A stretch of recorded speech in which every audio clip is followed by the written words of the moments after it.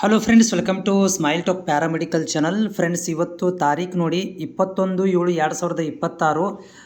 ಈಗಾಗಲೇ KCET KE ಮೂಲಕ ಮೊದಲನೇ ಸುತ್ತಿನ ಕೌನ್ಸಿಲಿಂಗ್ ಪ್ರಕ್ರಿಯೆ ಸೀಟ್ ಅಲಾಟ್ಮೆಂಟ್ ಆಗಿದ್ದು, ಅಡ್ಮಿಷನ್ ಆಗಲಿಕ್ಕೆ ಮತ್ತು ಚಾಯ್ಸ್ ಎಂಟ್ರಿಗಳನ್ನು ಮಾಡ್ಕೊಂಡ ಮೇಲೆ ಅಡ್ಮಿಷನ್ ಆಗಲಿಕ್ಕೆ ಕನ್ಫರ್ಮೇಷನ್ ಸ್ಲಿಪ್ಪನ್ನು ಡೌನ್ಲೋಡ್ ಮಾಡ್ಕೊಳ್ಳಿಕ್ಕೆ ಲಿಂಕನ್ನು ಕೊಟ್ಟಿರುವಂಥದ್ದು. ಸೊ ಈ ಮಧ್ಯದಲ್ಲಿ ಸೀಟ್ ಸಿಗದೇ ಇರುವಂಥ ಅಭ್ಯರ್ಥಿಗಳು ಎರಡನೇ ರೌಂಡಿಗೆ ಹೋಗಬೇಕಾಗತ್ತೆ.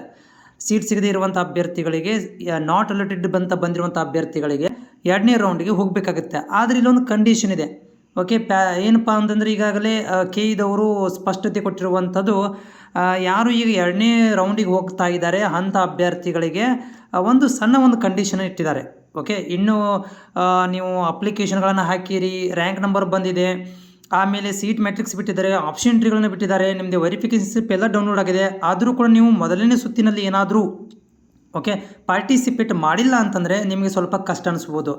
ಏನು ಕಷ್ಟ ಅನಿಸ್ಬೋದು ಅನ್ನೋದನ್ನು ಕೂಡ ಇದಕ್ಕೆ ಕಂಡೀಷನ್ ಇದ್ದಾವೆ. ಅದನ್ನು ನಾನು ನಿಮಗೆ ಓದಿ ನಿಮ್ಗಳಿಗೆ ಯಾರು ಈಗ ಸೆಕೆಂಡ್ ರೌಂಡಿಗೆ ಹೋಗ್ತಾ ಇದ್ದಾರೆ ಸ್ವಲ್ಪ ನೀವು ಚೆಕ್ ಮಾಡ್ಕೋಬೇಕಾಗತ್ತಾ, ನೀವು ಇದಕ್ಕೆ ಅರ್ಹತೆಯನ್ನು ಪಡ್ಕೊಂಡಿರೋ ಇಲ್ಲೋ ಅನ್ನೋದನ್ನು ಕೂಡ ನೀವು ಕನ್ಫರ್ಮೇಷನ್ ಮಾಡ್ಕೋಬೇಕಾಗತ್ತೆ. ನೋಡಿ ಫ್ರೆಂಡ್ಸ್, ಈ ಒಂದು ಸರ್ಕ್ಯುಲರ್ ಒಳಗಡೆ ಏನು ಮೊದಲನೇ ಸುತ್ತಿನಲ್ಲಿ ಯಾವುದೇ ಸೀಟು ಹಂಚಿಕೆಯಾಗದಿರುವಂಥ ಅಭ್ಯರ್ಥಿಗಳಿಗೆ ಅಂತ ಒಂದು ಸೂಚನೆಯನ್ನು ಕೊಟ್ಟಿರುವಂಥದ್ದು. ಇಲ್ಲಿ ನೋಡ್ತಾ ಇದ್ದೀರಿ, ಮೊದಲನೇ ಸುತ್ತಿನಲ್ಲಿ ಸೀಟ್ ಸಿಕ್ಕಿಲ್ಲ ಅಂಥ ವಿದ್ಯಾರ್ಥಿಗಳಿಗೆ ಇದು ಒಂದಷ್ಟು ಪಾಯಿಂಟ್ಗಳನ್ನು ಕೊಟ್ಟಿದ್ದಾರೆ. ಅದು ನಿಮಗೆ ಲೆಕ್ಕಕ್ಕೆ ಬರುತ್ತಿಲ್ಲ ಅಂತ ಚೆಕ್ ಮಾಡ್ಕೋಬೇಕು.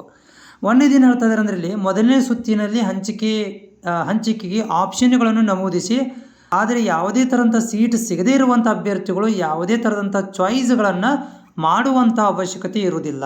ನೀವು ಏನು ಈಗ ಸೀಟ್ ಸಿಕ್ಕಿಲ್ಲಲ್ಲ, ಅವರು ನಿಮಗೆ ಯಾವುದೇ ಥರಂಥ ಚಾಯ್ಸ್ಗಳನ್ನು ಎಂಟ್ರಿ ಮಾಡುವಂಥ ಅವಶ್ಯಕತೆ ಇರುವುದಿಲ್ಲ. ಆಮೇಲೆ ಎರಡನೇದಾಗಿ, ಎರಡನೇ ಸುತ್ತಿನಲ್ಲಿ ಭಾಗವಹಿಸಲು ಅರ್ಹತೆ ಇರುವ ಎಲ್ಲ ಅಭ್ಯರ್ಥಿಗಳು ಎರಡನೇ ಸುತ್ತಿನಲ್ಲಿ ಆಪ್ಷನ್ಗಳನ್ನು ದಾಖಲಿಸುವ ಪ್ರಕ್ರಿಯೆ ಆರಂಭಗೊಂಡ ನಂತರ ಆಪ್ಷನ್ ಎಂಟ್ರಿ ಪೋರ್ಟಲ್ನಲ್ಲಿ ಹೋಗಿ ಆಪ್ಷನ್ ಎಂಟ್ರಿಗಳನ್ನು ಮಾಡಬೇಕು.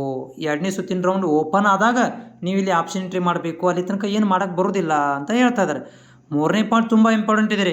ಇದು ನಿಮಗೆ ಏನಾಗ್ಬೋದು ಅಂದರೆ ಕನ್ಸಿಡರ್ ಆಗ್ಬೋದು. ಯಾರು ಈಗ ಸೆಕೆಂಡ್ ರೌಂಡ್ ಹೋಗ್ತಾ ಇದ್ದಾರೆ, ಭಾಳಷ್ಟು ವಿದ್ಯಾರ್ಥಿಗಳು ಇದೇ ಪ್ರಾಬ್ಲಮ್ ಇರುವಂಥದ್ದು. ಏನಂದರೆ ಇಲ್ಲಿ ನೋಡಿ, ಈ ಮೂರನೇ ಪಾಯಿಂಟ್ ಕ್ಲಿಯರಾಗಿ ಹೇಳ್ತಾ ಇದೆ, ಅಭ್ಯರ್ಥಿಯು ಕನಿಷ್ಠ ಒಂದು ಬಾರಿಯಾದರೂ ಆಪ್ಷನ್ ಎಂಟ್ರಿ ಪೋರ್ಟಲ್ನಲ್ಲಿ ಲಾಗಿನ್ ಮಾಡಿದ್ದಲ್ಲಿ ನೋಡ್ರಿ, ನೀವು ಫಸ್ಟ್ ರೌಂಡ್ ಆಪ್ಷನ್ ಎಂಟ್ರಿ ಬಿಟ್ಟಾಗ ನೀವು ಅದನ್ನು ಟಚ್ಚೇ ಮಾಡಿಲ್ಲ, ಲಾಗಿನೇ ಮಾಡಿಲ್ಲ, ಪೇಮೆಂಟ್ ಸೆಕೆಂಡ್ರಿ, ನೀವು ಲಾಗಿನೇ ಮಾಡಿಲ್ಲ ಅಂತಂದರೆ ಸೊ ತುಂಬ ಇಂಪಾರ್ಟೆಂಟು. ಅಂಥ ಅಭ್ಯರ್ಥಿಗಳಿಗೆ ಎರಡನೇ ಸುತ್ತಿನಲ್ಲಿ ಭಾಗವಹಿಸೋದಕ್ಕೆ ಆಸಕ್ತಿ ಇಲ್ಲವೆಂದು ಪರಿಗಣಿಸಿ.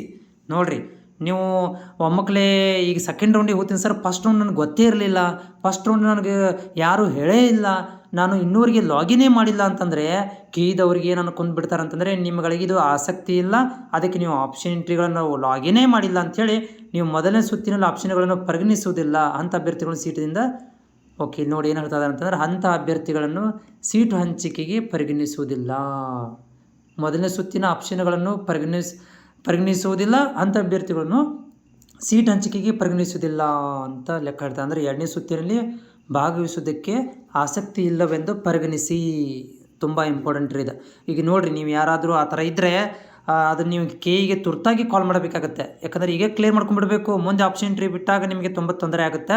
ಸೊ ಈಗ ಯಾರಾದರೂ ಇನ್ನೂವರೆಗೆ ಕೂಡ ನಾವು ಲಾಗಿನೇ ಮಾಡಿಲ್ಲ, ಫಸ್ಟ್ ರೌಂಡಲ್ಲಿ ಅದನ್ನು ಟಚ್ಚೇ ಮಾಡಿಲ್ಲ ಅಂತಂದರೆ ನಿಮಗೆ ಕಷ್ಟ ಆಗುತ್ತೆ.